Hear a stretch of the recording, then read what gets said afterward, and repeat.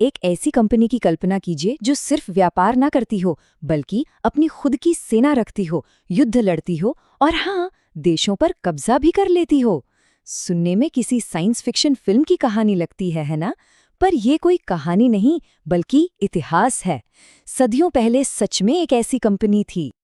आज हम बात कर रहे हैं डच ईस्ट इंडिया कंपनी की, जिसे कई लोग दुनिया की पहली असली मल्टीनेशनल कॉरपोरेशन मानते हैं।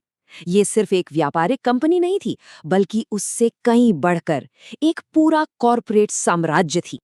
तो चलिए जरा और करीब से जानते हैं इस असाधारण कंपनी को, जिसे वीओसी यानी वीओसी के नाम से जाना जाता था। इसका पूरा नाम था फेरेनिग्ड ओस्टेंडिशे कंपनी। साल 1602 में बनी ये कंपनी कोई मामूली प्राइवेट कंपनी नहीं थी। नहीं, इसके पीछे डच सरकार का पूरा हाथ था और इसी वजह से इसे ऐसी ताकत मिली जिसकी कोई कल्पना भी नहीं कर सकता था। तो आखिर क्या था जो वीओसी को इतना अलग बनाता था? वो थी इसे मिली हुई असाधारण शक्तियां। ऐसी शक्तियां जो आमतौर पर सिर्फ देशों के पास होती हैं, कंपनियों के पास नहीं। जरा सोचिए, एक कंपनी जिसे युद्ध छेड़ने की इजाजत हो, दूसरी सरकारों से संधियां करने की शक्ति हो और तो और जमीन पर कब्जा करने का अधिकार भी। असल में ये दुनिया की पहली कंपनी थी जिसने स्टॉक जारी किए और इसे पूरब के साथ व्यापार करने का पूरा एकाधिकार मिला था। और ये एकाधिकार कोई छोटी मोटी बात नहीं थी। इसे भारत और ईस्ट इंडीज के साथ व्यापार करने का पूरे 21 साल का एक्सक्लूसिव राइट मिला था। इसने इसे एक ऐसी शुरुआत दी जिसका कोई मुकाबला ही नहीं था। तो सवाल ये उठता है कि इतनी जबरदस्त ताकत के साथ वीओसी ने किया क्या? उनकी स्ट्रैटेजी जितनी सीधी थी, उतनी ही बड़ी भी। उनका मिशन एकदम साफ था, यूरोप तक पहुंचने वाले मसालों के पूरे व्यापार पर कब्जा करना। उस जमाने में मसाले सोने चांदी से कम नहीं थे और इस बाजार में बेशुमार मुनाफा था। लेकिन एक दिक्कत थी, और वो दिक्कत थे पुर्तगाली। वो इस इलाके के पुराने खिलाड़ी थे और समुद्री रास्तों पर उनका दबदबा था। तो वीओसी का पहला काम था उन्हें रास्ते से हटाना।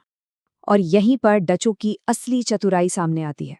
जहां पुर्तगाली सिर्फ मसालों पर ध्यान दे रहे थे, वहीं डचों ने एक बिल्कुल नया बाजार खोल दिया।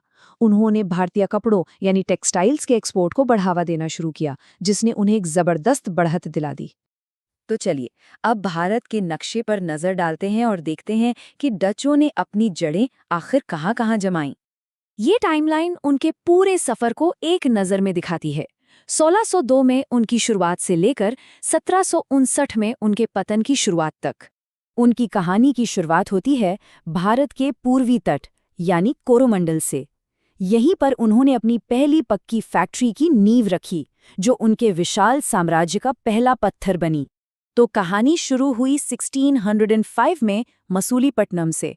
इसके बाद उन्होंने जल्द ही पुलिकट को अपना हेडक्वार्टर बना लिया। लेकिन असली गेम चेंजर मोमेंट तब आया जब उन्होंने 1659 में पुर्तगालियों से निगापट्टम छीन लिया, जो उनका नया पावर सेंटर बन गया। कोरोमंडल के बाद उनकी नज़र पड़ी बंगाल पर। 1653 तक चिंसुरा उनका मेन हब बन चुका था और वहां से वो पूरे इलाके में फैल गए। हालांकि मालाबार तट पर उनकी पकड़ उतनी मजबूत कभी नहीं हो पाई। लेकिन देखिए, सत्ता का खेल हमेशा बदलता रहता है और जल्द ही मैदान में एक नया और शायद ज्यादा ताकतवर खिलाड़ी उतरने वाला था।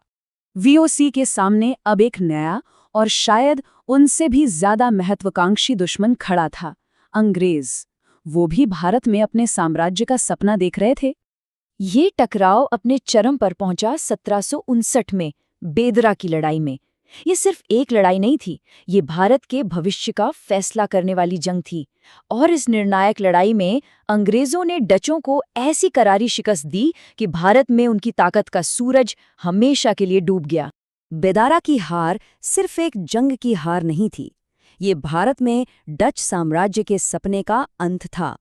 इस हार के बाद वो फिर कभी इस इलाके में एक बड़ी ताकत के तौर पर नहीं उभर पाए।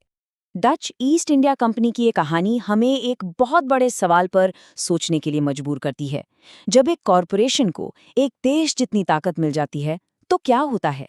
ये एक ऐसा सवाल है जो सदियों पहले जितना जरूरी था, आज हमारी इस मॉडर्न दुनिया में शायद उससे भी ज्यादा जरूरी हो गया है।